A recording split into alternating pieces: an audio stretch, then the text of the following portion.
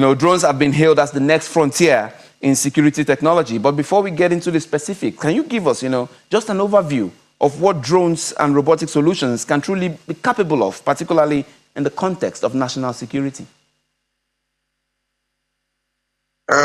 So when you're talking national security and you're talking drones, robotics, and the likes, right? First, what you want to do is to understand what drones do. So drones can give you total coverage and total air domination over an area, which allows you to be able to completely offer surveillance, and then in turn response services. Drones fly for long. There are some drones that are in the air for 4 hours, 8 hours, and then also not just robotics. There's also AI. So when you come into AI now gives you the analytics from what the drones deliver, because the drones deliver you the imagery. They fly at night, give you, so they can pinpoint anything that's on ground in those forests and all those areas that we've been talking about. And then whilst the AI and the analytics will then allow you to be able to analyze these images and then over time give you the results that you'll be required, either it be road networks, anomalies basically to what you're looking at. That is what you then layer your drone information on. And drones, yes, will deliver us the security that we're looking for.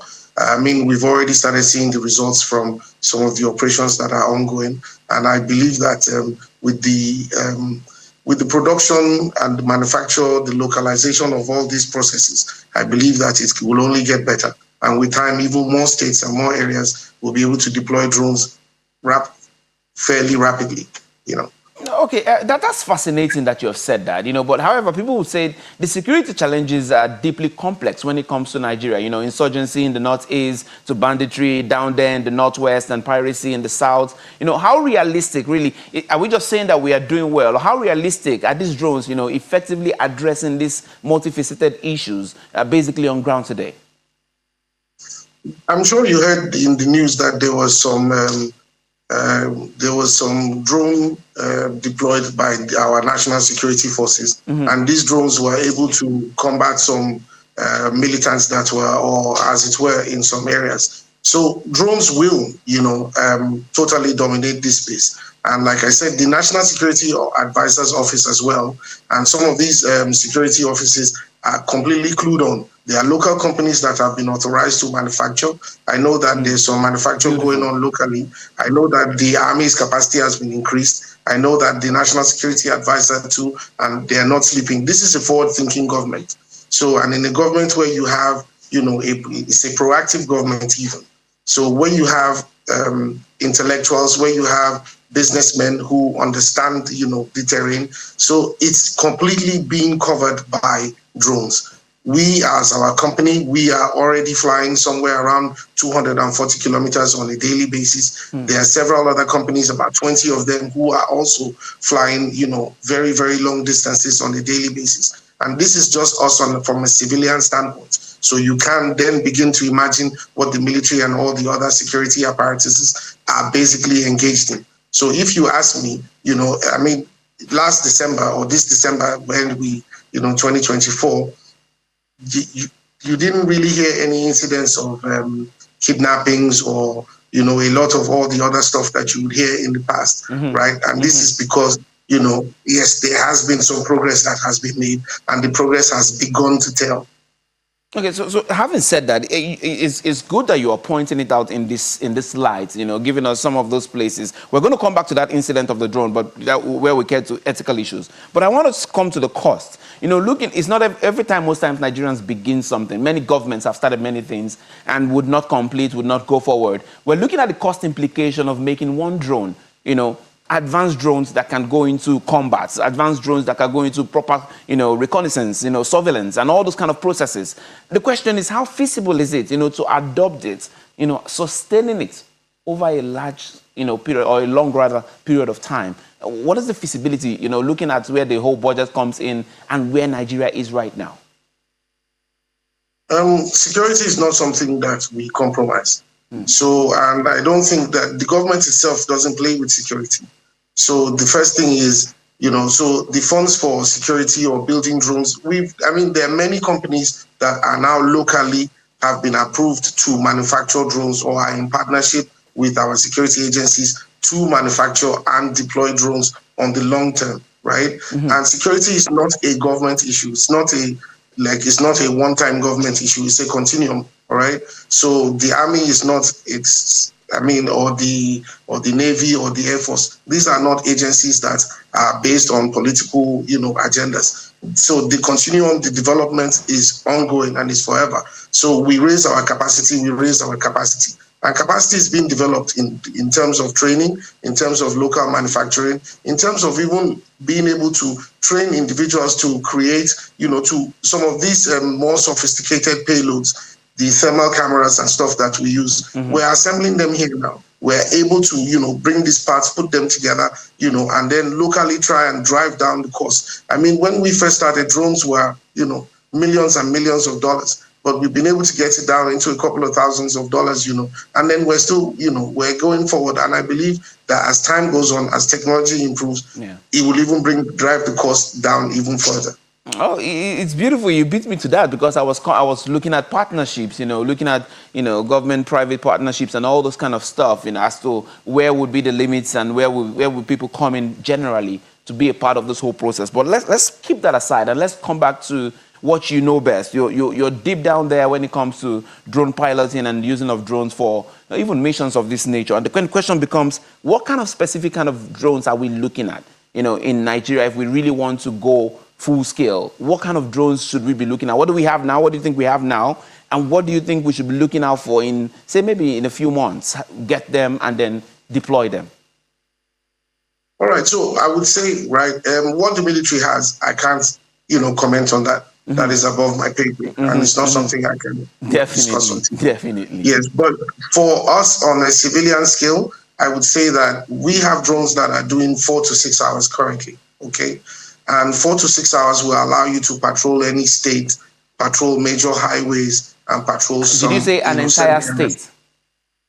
Yes, you can. You can patrol an entire state in about 6 to 8 hours, depending, because you have major roads and arteries, right?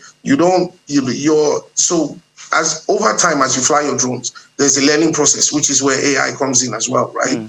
So you are flying in if you're flying in an urban populated area, your requirements are different from when you are flying in an area that is less populated, right? Where there's more fauna and vegetation, you understand? So you want to go into those areas with thermal cameras at night. You want to be able to see who is in the bush, right?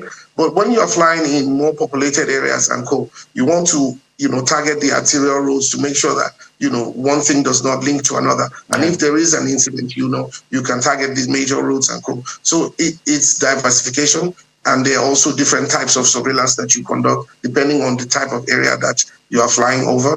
But generally, I would say you would need, obviously, to have day and night capacity to even conduct any type of operation at all in the first place, if it is to be effective. This is my take on it. All right. So talking about manufacturing and productions, basically, material-wise, how feasible is it for, individuals to really delve into this part of production and say, hey, we're going to be doing this business. How much capital? I mean, how capital intensive is it? What are the things that might make people be encouraged or discouraged from getting into it? Because you say people are already producing stuff in Nigeria, and then you want to get to the issue of, hey, can it be trusted? Can it not be trusted? Do we have the right materials to make them function properly? I think that would be a question I want you to really tackle. Okay, so for drone production, right, the first thing I want to say, and I always say, is this.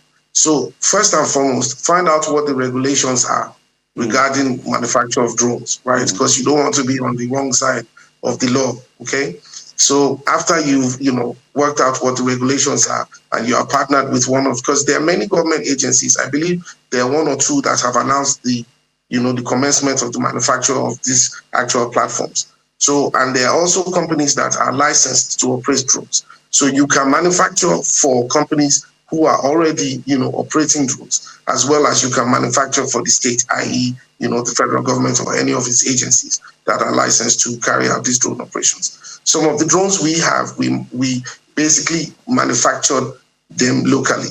I would say we assembled some of the parts, and some of the parts we 3D printed, okay? Because we can print the parts, we can print airframes. So you would need 3D printers, you would need certain equipment to be able to actually manufacture drones, right? Having, established that you can, produce this equipment, I would say the next step would be go and find out what the regulations are, partner with the government agency, get the right approvals, and then Bob's your uncle. Because, we're a country of 200 million people and we have 36 states. So you can imagine that there is a lot of uses for drones. Yeah. Drones are not only for surveillance, drones can be used for, currently there are drones that can carry up to 50, 60 kg. So drones can, deliver bags of cement. They can deliver critical medical supplies.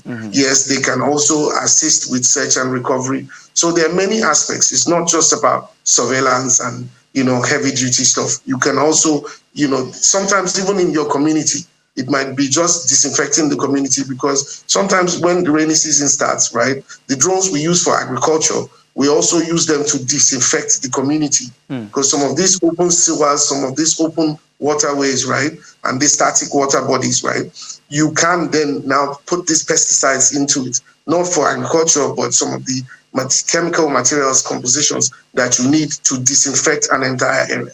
So I would say, drones are not just heavy duty drones. You can also manufacture drones that can help in your locality. That's a lot that can be done. In just a few seconds, are you going to say that the government has really been very open to these collaborations, into encouraging people? Has it been really open, or has there been some difficulty? You guys been there. Well, I've been here for since 2017 or 2018 now. And I would say for a fact, right, that every step of the way the government has held out. Security agencies have made it known, what their concerns have been, which is you don't want drones that are in the hands of, non-state actors. So you want to make sure that your drones, which is why I would always say, approach the government, approach the right agencies. They will license you and they will allow you to carry out your operations. There are many areas that drones that can be used for, and we definitely need more people in this type of, areas.